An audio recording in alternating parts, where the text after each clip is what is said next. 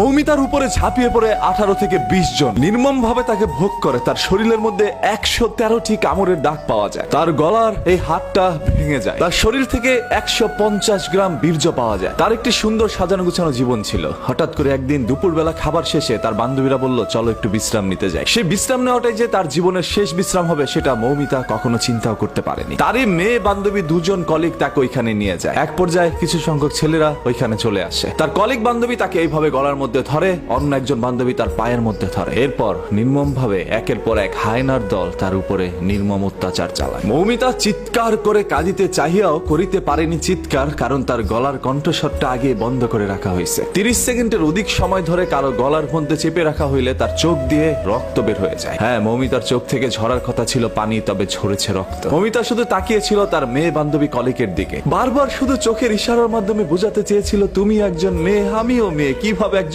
মেয়ে হয়ে আরেকজন মেয়েকে এইভাবে হায়নার হাতে তুলে দিলা? মৌমিতা চিৎকার করছে বারবার। ভাই, ও কাউকে বোঝাতে পারে নাই। মৌমিতা একটি ছোট্ট ভিডিওর মাধ্যমে মানুষকে একটি বার্তা পৌঁছে দেয়, যেখানে প্রকাশ পেয়েছিল তার সাথে ঘটে যাওয়া কিছু নির্মমতা। এরপর তাকে এই দুনিয়া থেকে সরিয়ে দেওয়া হয়। মৌমিতার সেই ভিডিওর বর্ণনা যদি আপনারা একবার দেখেন, তাহলে আপনাদের চোখ থেকে অশ্রু ঝরে যাবে। আজকে পুরো ভারতবাসী এটা নিয়ে প্রতিবাদ জানাচ্ছে আজকে বাংলাদেশের মানুষ। এবং এই ছবিটি ফেসবুকের মধ্যে ঢুকলেই দেখবেন আপনার সামনে চলে আসছে। হয়তো আপনারা অনেকে পোস্টটা পড়ছেন না, শুধু ছবিটা দেখে ইগনোর করে চলে যাচ্ছেন। হ্যাঁ, কারণ ঘটনা তো আপনার মা বোনের সাথে ঘটে নাই বা আপনার সাথে ঘটে নাই, অন্য কারোর সাথে ঘটলে তো আর আপনার কিছু যায় আসে না। যদি আসলে আপনি একজন মানুষের মনুষ্যত্ব বেঁচে থাকতো, তাহলে অবশ্যই এটা নিয়ে পোস্ট করতেন, শেয়ার করতেন এবং প্রতিবাদ জানাইতেন। গতকাল থেকে অসংখ্য মানুষ এটা পোস্ট করেছে এবং মানুষ আমাকে বলছিল, ভাই এটা নিয়ে একটা ভিডিও বানান। এই সকল বিষয় তো আর মানুষের বলে দিতে হয় না, এমনিতেই চোখ থেকে অশ্রু ঝরে যায়। এই মৌমিতার জীবনে কি এমন ভুল ছিল ভাই? ও তো সুন্দর করে পর্দাশীল অবস্থায় ঘুরে বেড়াতো। ছবিটার মধ্যে আপনারা দেখতে পাচ্ছেন কি সুন্দর একটি মেয়ে। আজকে এরকম হাজারো মৌমিতা আমাদের দুনিয়া থেকে চলে যাচ্ছে, সেগুলো সোশ্যাল মিডিয়ার মধ্যে ভাইরাল হচ্ছে না। ওই সকল হায়নার দলগুলো এখন পর্যন্ত আমাদের সমাজের মধ্যে বিদ্যমান। এবং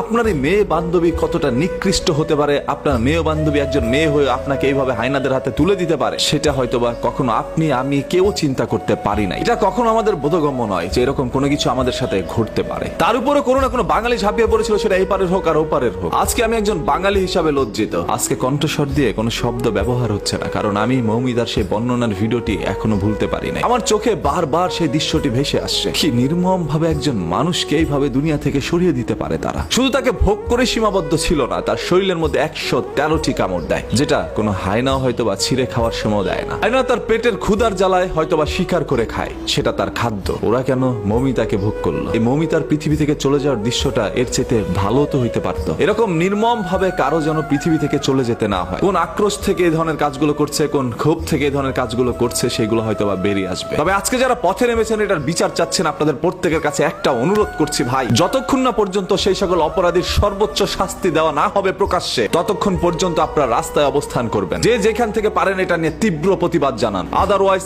আজকে মৌমিতার সাথে, আগামীকাল আপনার সাথে, আপনার মা বোনের সাথে এরকম ঘটনা ঘটতে দেরি হবে না। আমি চাই না চোখের সামনে এরকম আর কোনো মৌমিতা জীবন দেয়।